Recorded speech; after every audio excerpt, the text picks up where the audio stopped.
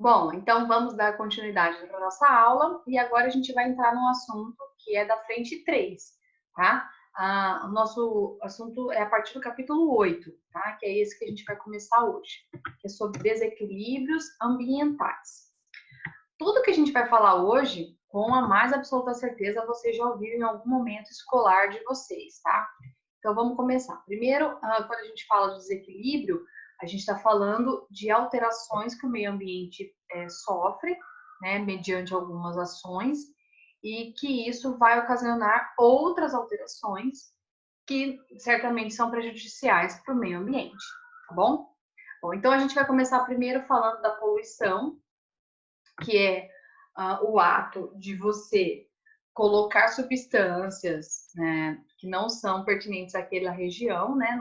E aí, com isso, você tem a contaminação do solo, a contaminação do ar, a contaminação da água, certo? Do ambiente natural.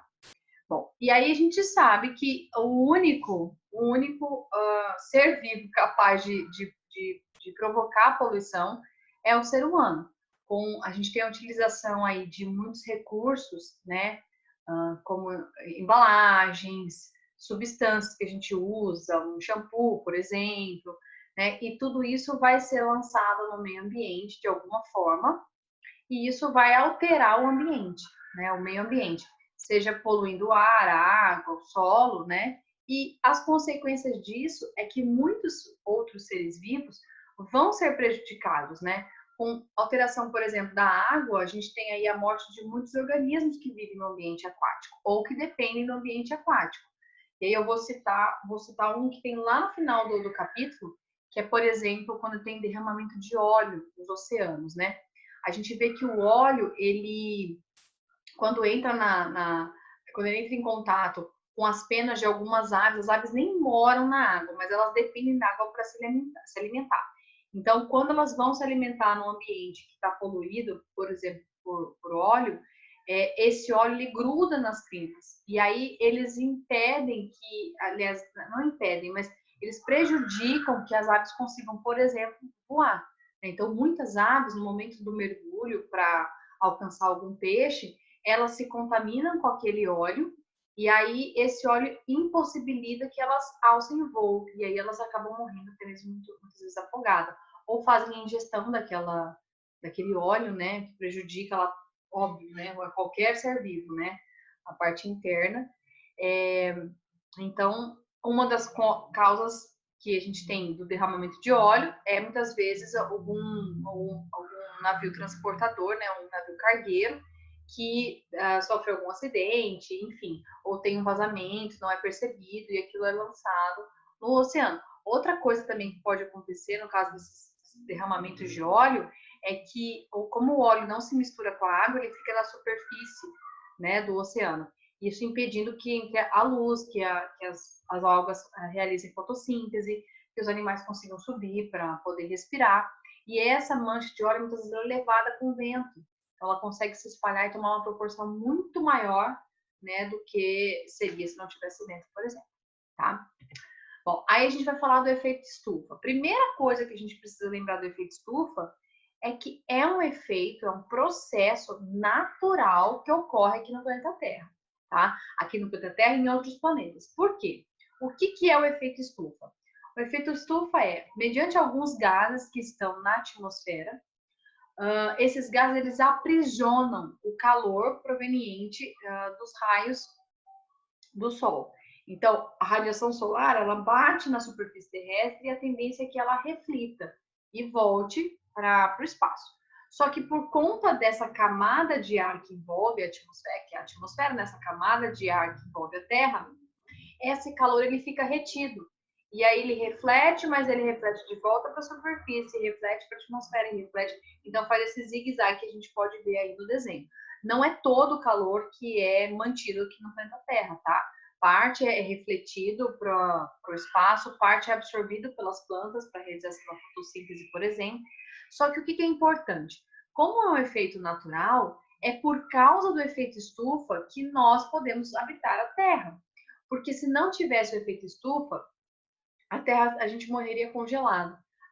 aliás, morreria de duas formas. Naquela região onde não está em contato, né, com os raios solares, a gente morreria congelado, porque a temperatura seria baixíssima. E na região que estaria de frente para o Sol, se não tivesse atmosfera, esses raios chegariam com uma intensidade muito grande, que é a intensidade do raio solar, que poderia queimar, né? Eu costumo dizer para os alunos menores, lá do quarto ano, por exemplo, que ou a gente morreria congelado, ou a gente morreria frito com esses raios solares que alcançariam a superfície terrestre, tá? Porque a atmosfera, a gente vê um dos casos, como por exemplo a camada de ozônio, fazem a filtração desse raio, né? Diminui essa intensidade que chega aqui. Mas nós sabemos também que mesmo essa intensidade solar que chega na superfície terrestre, muitas vezes ela pode ser prejudicial, né? Inclusive causando câncer de mama, câncer de pele, por exemplo, tá? Bom, então a importância do efeito estufa. A gente tem a possibilidade dessa retenção de calor que favorece a habitação do planeta Terra, tá? E o que é o problema do efeito estufa? O efeito estufa em si não é um problema. O problema é o aumento exacerbado desse efeito. E como é que isso acontece? Acontece mediante as emissões de gases poluentes na atmosfera. Por quê? Gases poluentes, assim como o gás carbônico, que já está sendo lançado normalmente por plantas, todos os outros seres vivos, através da respiração, o que acontece? Esses gases, eles retêm, então, o calor. Então, se eu tenho muitos gases, muito calor será retido. E se eu tenho muito calor sendo retido, eu vou ter um aumento da temperatura terrestre, que é o que a gente chama de aquecimento global, né? O aquecimento global é o aumento da temperatura padrão, né, do planeta Terra, tá certo? Que pode ser ocasionado por conta do aumento do efeito estufa. Tá legal? O efeito estufa não é um problema, o aumento exacerbado dele é. E a tendência é que isso só realmente aumente. Por quê? Porque pensa comigo, lá nos primórdios do planeta Terra, da humanidade, vamos pensar nos humanos então, né? Lá nos primórdios, os humanos não usavam carro movido a combustível fóssil, não tinha energia elétrica, não tinha queima né, com tanta incidência de queima das coisas. Então, tudo isso, as indústrias, tudo isso faz com que sejam emitidos esses gases que vão favorecer o aumento da estufa, tá? O aumento do efeito estufa, na verdade. Certo? Bom, uma outra problemática aí, mediante do desequilíbrio ambiental, é quando a gente fala da camada de ozônio. Então, vamos lá. O ozônio é uma substância que é esse O3, 3 átomos de oxigênio grudadinhos formam o ozônio, tá? Esse ozônio, ele está presente lá na estratosfera, na camada da atmosfera, tá? Bem, uma distância boa daqui da superfície, tá certo? E ela é importante por quê? Porque a camada de ozônio, essa substância ozônio, ela faz a filtração dos raios ultravioletas que chegam do Sol. Por que acontece? O raio UVA e UVB que chega do Sol, ele pode fazer mal não só para o ser humano, mas como para outros seres vivos. Inclusive, bactérias podem morrer em contato, fungos e bactérias, né? Podem morrer em contato com esse tipo de radiação. A camada de ozônio faz a filtração. E aí esses raios, eles chegam mais brandos, digamos assim, certo? Bom, mas então qual que é o problema da camada de ozônio? O problema da camada de ozônio é o homem, né? Como é o caso do efeito estufa, é de novo aqui o homem. Por quê?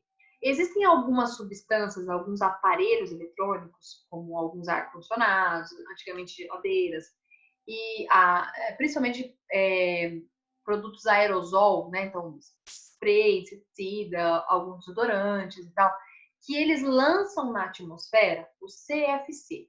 CFC é uma sigla, tá? Para um nome gigante que a gente tem, entre outras coisas, cloro e flúor.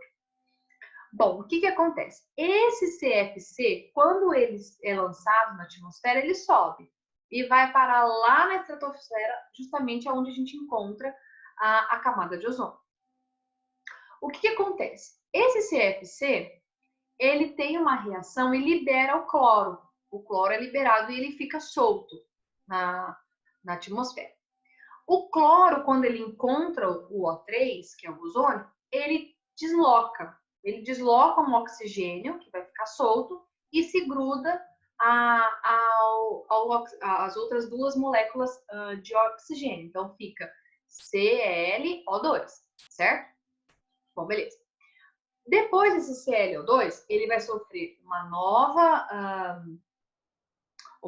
nova reação e esse cloro vai se soltar e vai sobrar uma molécula de gás oxigênio. O gás oxigênio são duas moléculas de oxigênio, né? O O2.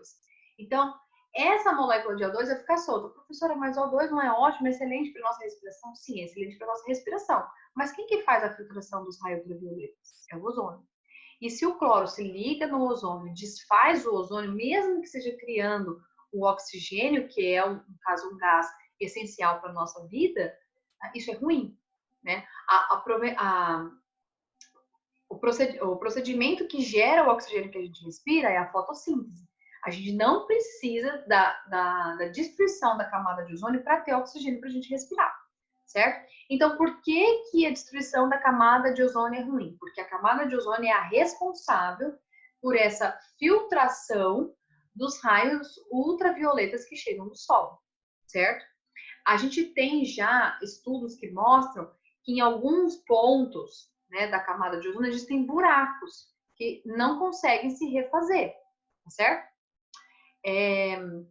Então, assim, em algumas regiões mais próximas do polo, a gente tem ali uma quantidade de radiação ultravioleta muito grande, tá? E também é por isso, por falta de ozônio na camada, que os médicos, né, a Organização Mundial da Saúde, ela diz pra gente evitar o sol daqueles horários de pico, né? Então, você vai tomar sol, você vai pra praia, você vai pra piscina e tal, você evita a exposição ao sol das 10 da manhã até as 3 da tarde, porque esse é um período onde a intensidade é muito maior por conta da inclinação da Terra, né? Que a gente está num ponto em que tem a maior incidência solar. E como a gente tem esse problema da filtração, então aumenta o risco de uma pessoa que fica exposta normalmente nesses horários até desenvolver um câncer de pele, por exemplo. Tá certo? Então, essa é a problemática toda da camada de ozônio. Mais uma vez, o problema está no ser humano, prejudicando o meio ambiente. Fica a dica. Bom, aí ele vai falar da chuva ácida, né? A chuva ácida é o quê?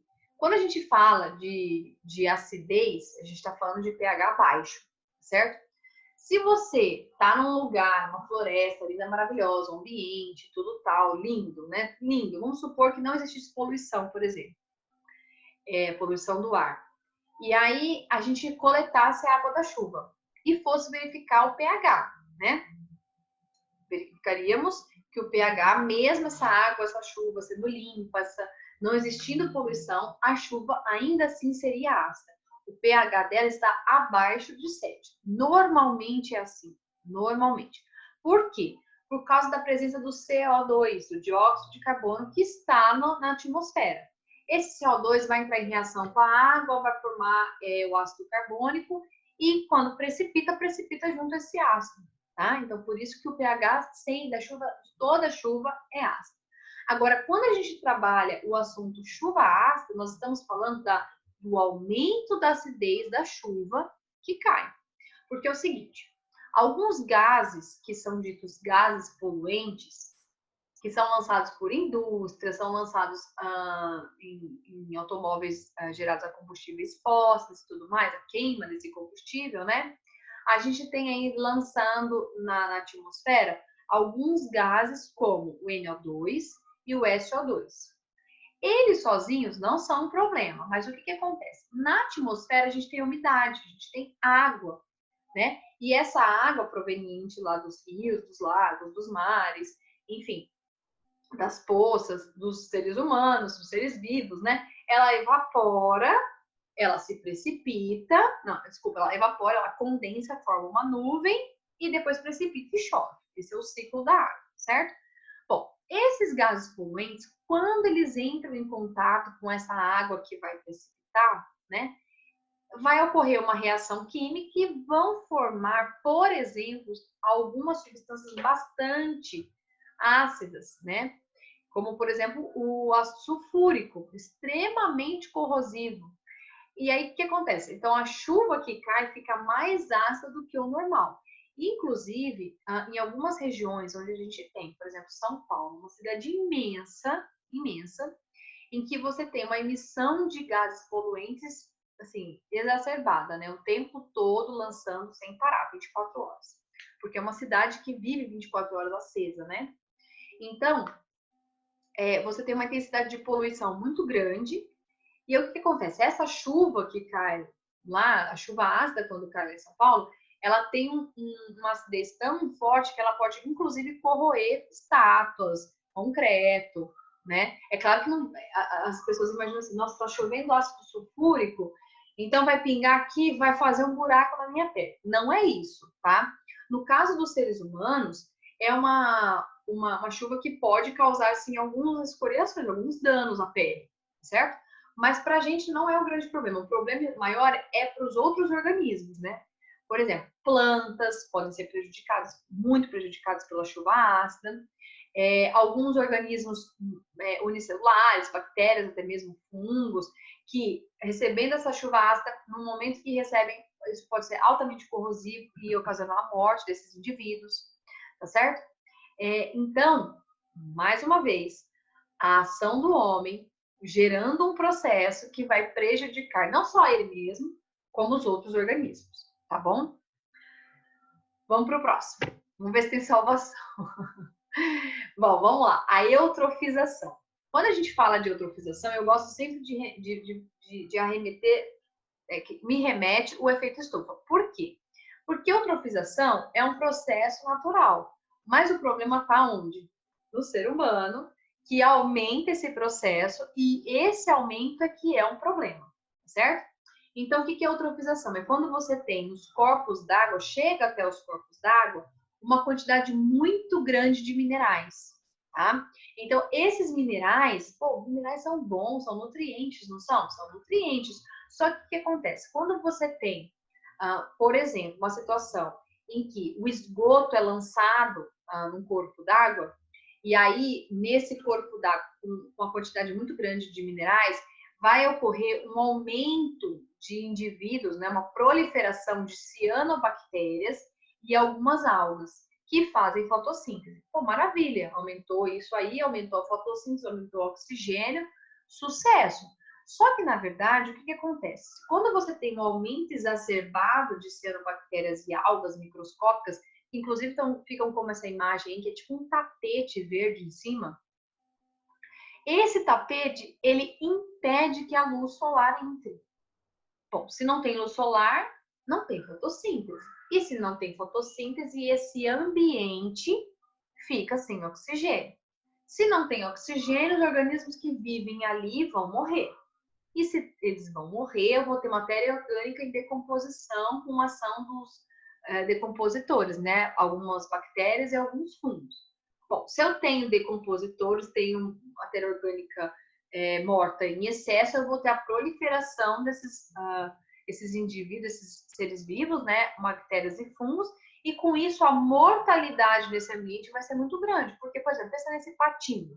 Imagine que seja um lago pequeno, tá?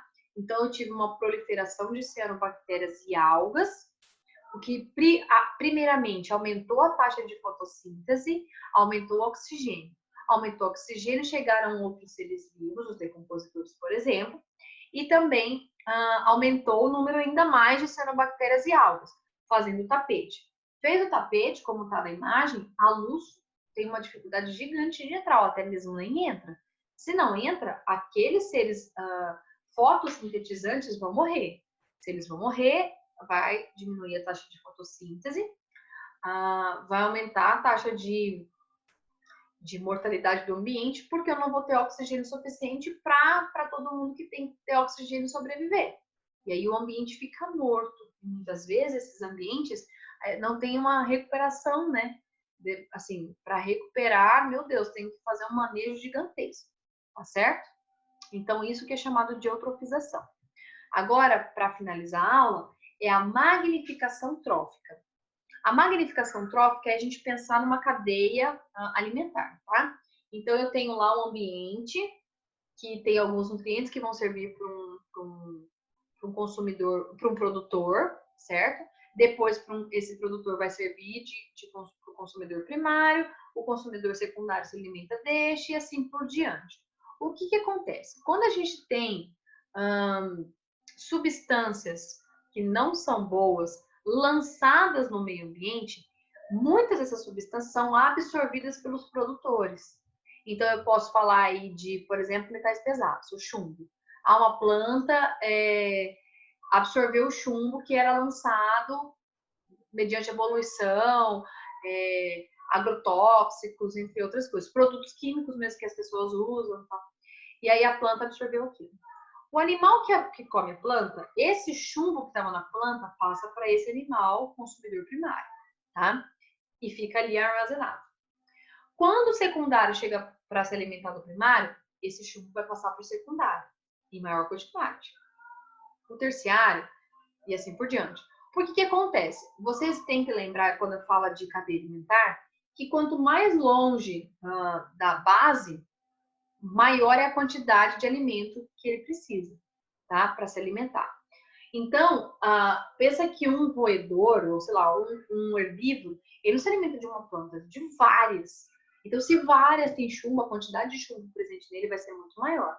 O secundário não vai comer um único herbívoro, ele vai comer vários. Então, vários estão se alimentando de várias plantas com chumbo, a quantidade vai ser maior ainda. E o problema, né, maior ainda, é o seguinte: quem está no topo da cadeia alimentar, ou seja, quem está mais longe da base, é quem é o maior prejudicado. Aí eu falo para vocês, o ser humano, que hora que eu vou falar, é burro. Porque ele prejudica o ambiente em que ele vive. Esse ambiente vai estar prejudicando, né? O fato desse ambiente estar poluído vai prejudicar o alimento que ele come. E ainda assim, ele vai ser o prejudicado, porque no caso dessa cadeia que eu estava falando com vocês, o chumbo vai chegar no ser humano. E altamente tóxico, não só para a gente, né, mas para os outros seres vivos. Então, assim, como, ó Deus, como? Né? Por que não se pensa em formas de você não poluir ou poluir menos? Aliás, não pensa, né? Pratica-se. Né? Aí eu faço a pergunta: o que você em casa faz para diminuir a poluição do meio ambiente, por exemplo? Você faz reciclagem, separação de material reciclado? Você diminui o lixo fazendo compostagem com matéria orgânica que tem na sua casa?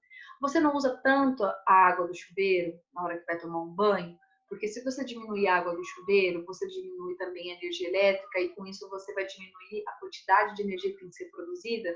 Isso diminui, de repente, a demanda que uma hidrelétrica precisa. E aí? Fica aí o pensamento para vocês. Na questão da aula em si era isso, né? Mas assim, é muito maluco você pensar que o ser humano, ele não, né? Que é muito distante. Nós prejudicamos o ambiente que a gente vive, o alimento que a gente come. Dá para entender uma coisa dessa? Não, né? Mas dá para melhorar. Na verdade, tem uma frase que fala assim: eu sei que não dá para mudar o começo, onde tudo isso começou, mas se a gente quiser, dá para mudar o final. Então a gente muda as nossas atitudes agora para o futuro ser melhor para os nossos descendentes. Tá certo? Bom, então não se esqueça, tem tarefa para fazer. Essa semana não tem AE, eu coloquei uma lista lá no Schools para vocês resolverem um exercício e a gente vai fazer a correção na nossa live, tá bom? E para os dias seguintes nós teremos o simulado, tá certo? Então tá, um beijo, até a próxima. Tchau, tchau.